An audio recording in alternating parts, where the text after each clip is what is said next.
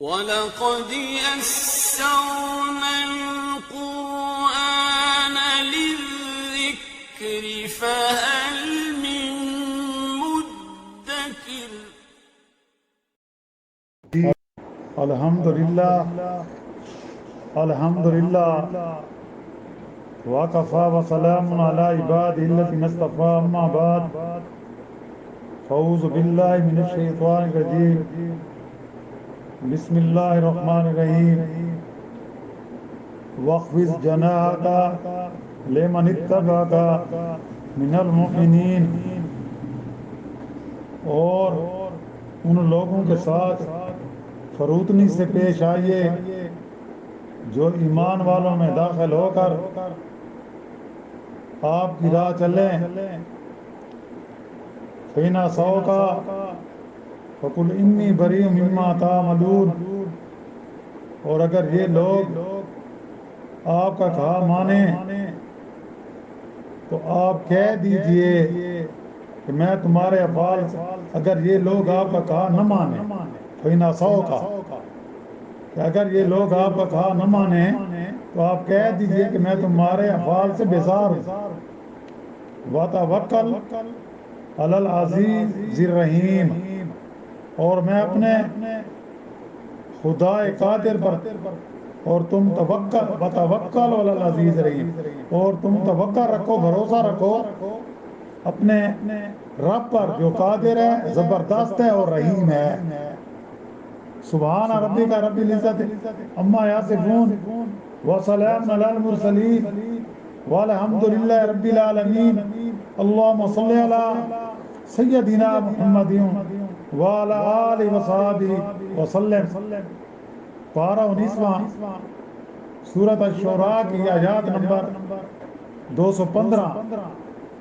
216 اور 217،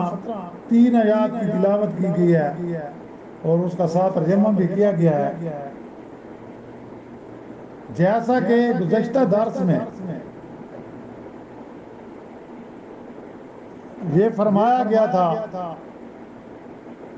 کہ تم اللہ کے سوا کسی اور معبود کی عبادت نہ کرنا،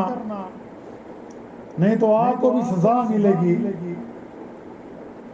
اور آپ اپنے کنبے کو ڈرائیے، اپنے خاندان والوں کو ڈرائیے، جیسا کہ تفصیل سے ذکر ہو چکا ہے۔ اور اب آگے کہ وَاخْفِضْ جَنَاحَكَ لِمَنِ اتَّبَعَكَ مِنَ الْمُؤْمِنِينَ، کہ ان لوگوں کے ساتھ فروتنی سے، شفقت سے پیش آؤ جنہوں نے ایمان قبول کر لیا ہے، یعنی وہ ایمان میں داخل ہو گئے۔ لِمَنِ اتَّبَعَكَ، جنہوں نے تمہاری اتباع کی، مِنَ الْمُؤْمِنِينَ، مومنین میں سے، یعنی کہ جو ایمان لائے۔ اب بخاری اور مسلم وغیرہ میں حضرت ابن عباس رضی اللہ تعالیٰ عنہ سے روایت ہے کہ جب آیات مذکورہ نازل ہوئی تو حضور اکرم صلی اللہ علیہ وسلم نے صبح سویرے صفا پہاڑی پر چڑھ کر پکارا، جس کا مطلب ہے کہ ہے صبح کا خطرہ، یعنی یا صباحا۔ عرب میں قاعدہ تھا، ایک اصول تھا، ایک ضابطہ تھا کہ جب صبح سویرے کسی اچانک حملے کا خطرہ ہوتا تو جس شخص کو بھی اس کا پتہ چل جاتا وہ اسی طرح پکارنا شروع کر دیتا، اور لوگ اس کے بعد سنتے ہی ہر طرف سے دوڑ پڑتے۔ چنانچہ جب نبی کریم صلی اللہ علیہ وسلم نے قریش کے تمام قبائل کا نام لے کر یہ آواز دی کہ یا صباحا یا صباحا، تو سب لوگ گھروں سے نکل آئے اور جو خود نہ آ سکا اس نے اپنی طرف سے خبر لانے کو بھیج دیا کہ معلوم کرو کیا بات ہے، کیا مشکل ہے گھڑی ہے۔ جب سب لوگ جمع ہو گئے تو حضور اکرم صلی اللہ علیہ وسلم نے ارشاد فرمایا کہ اے لوگو، اگر میں تمہیں بتاؤں اس پہاڑ کی دوسری طرف وادی میں ایک بھاری لشکر ہے جو تم پر چھاپا مارنے کے لیے جمع ہو رہا ہے، تم پر حملہ آور ہونے کے لیے اکٹھا ہو رہا ہے، کیا تم میری تصدیق کرو گے؟ میری بات سچ مانو گے؟ حاضرین مجلس نے جواب دیا کہ بے شک، کیونکہ ہم نے 12 آپ کی صداقت کا تجربہ کر لیا ہے، آپ صادق ہیں، آپ امین ہیں، ہمارے تجربہ میں تم کبھی جھوٹے بولنے والے نہیں رہے۔ اس کے بعد آپ نے فرمایا کہ اچھا تو میں اللہ کا سخت عذاب آنے سے پہلے تمہیں خبردار کرتا ہوں، اپنی جانوں کو اس کی پکڑ سے بچانے کی فکر کرو جس میں اللہ کے مقابلے میں تمہاری مدد نہیں کر سکتا۔ ابو لہب جو آپ کا چچا تھا وہ بھی وہاں موجود تھا، اس نے کہا نعوذ باللہ تیرے ہاتھ ٹوٹے، بھتیجے کو کہہ رہا اس لیے تو نے ہم کو یہاں جمع کیا تھا۔ عرب کا محاورہ تھا کہ بد دعا کے لیے کہتے ہیں تبت یدا، کہ تیرے ہاتھ ٹوٹ جائیں، خراب ہو جائیں۔ تبت مانا خراب ہو جائیں، تبت بیکار ہو جائیں، اور جدا کہتے ہیں ہاتھوں کو، ید ہاتھ کہتے ہیں جدا تو نے اس لیے ہم کو یہاں جمع کیا تھا، تو یعنی تیرے ہاتھ تبت یدا، تیرے ہاتھ ٹوٹ جائیں، خراب ہو جائیں۔ اس لیے قرآن پاک میں سورۃ لات میں ابو لہب کو بھی وہی جواب اللہ نے دیا، اس کا جواب اللہ نے دیا کہ تبت یدا ابی لہب وتب، جو اس نے حضرت صلی اللہ علیہ وسلم سے کہا تھا، یعنی تبت یدا ابی لہب وتب، دونوں ہاتھ ٹوٹ گئے ابو لہب کے، اس کا جواب اللہ نے دیا کیونکہ اس نے حضور صلی اللہ علیہ وسلم پر بڑے ظلم و ستم کیے تھے۔ ابو لہب وہ شخص آپ کا چچا تھا، چچا کہتے ہیں کہ جب نبی کریم صلی اللہ علیہ وسلم کی ولادت ہوئی تو اس کی ایک لونڈی تھی، اس نے جب ابو لہب کو خوشخبری دی تو کہتے ہیں اس نے اس کو آزاد کر دیا، صوفیہ نامی لونڈی، روایات میں آتا ہے واللہ عالم بالصواب، اور وہی ابو لہب آپ کی مخالفت میں سب سے بڑھ کر، یعنی اتنی مخالفت کی کہ اللہ نے اس کے بارے میں پوری سورت نازل کی، سورۃ اللہ کے نام سے،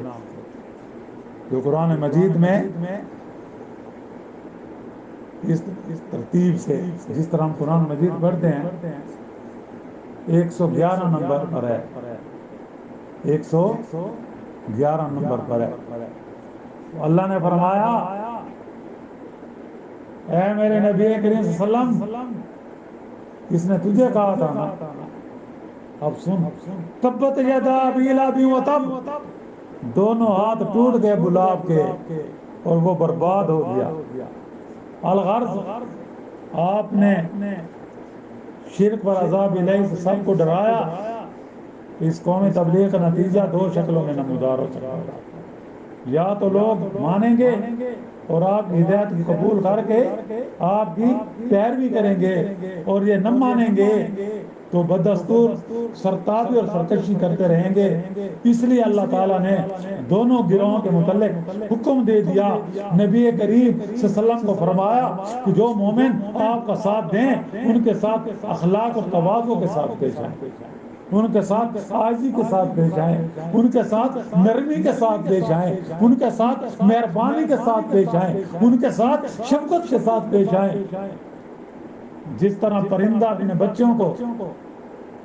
اپنے پروں میں لے لیتا ہے، آپ بھی اپنے سایہ رحمت میں اہل ایمان کو لے لیں، کیونکہ آپ رحمت للعالمین ہیں۔ جو لوگ آپ کو حکم نہ مانیں، آپ کی نافرمانی کریں، ان کے اعمال سے بیزاری کا اعلان کریں۔ یہ اعلان کر دو کہ میں فِي نَصَوْكَ فَقُلْ إِنِّي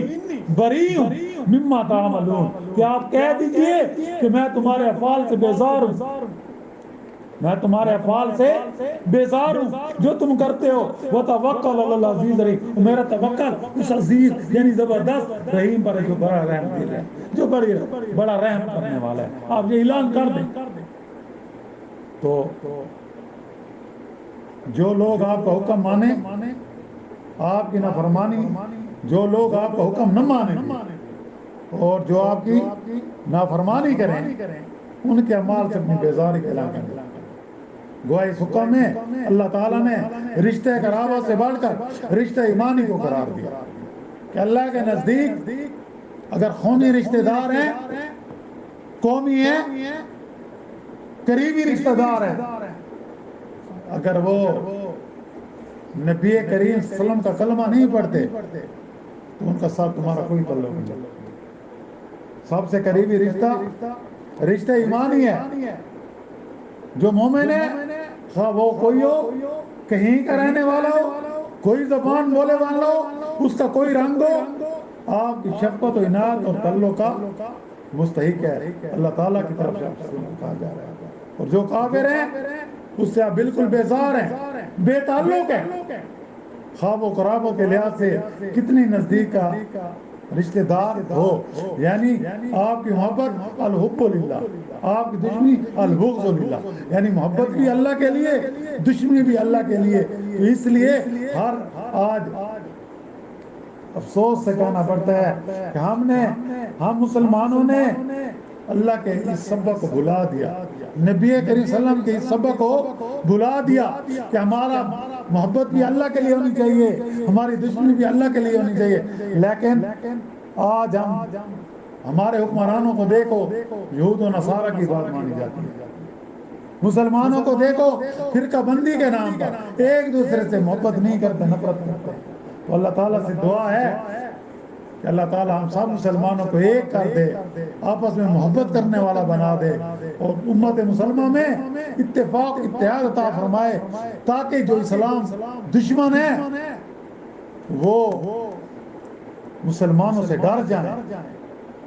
اور یہ تب ہوگا جب مسلمان ایک ہوں گے۔ انشاءاللہ اس سے ملتے جلتے جو واقعات ہیں انشاءاللہ ہمارے اگلے درس میں ہوں گے۔ وآخر دعوانا ان الحمدللہ رب العالمین۔ ربنا آتنا فی الدنیا حسنۃ وفی الآخرۃ حسنۃ وقنا عذاب النار۔ ربنا تقبل منا انک انت السمیع العلیم وتب علینا انک انت التواب الرحیم۔ صلی اللہ تعالی علی خیر خلق محمد وآلہ وصحبہ اجمعین برحمتک یا ارحم الراحمین۔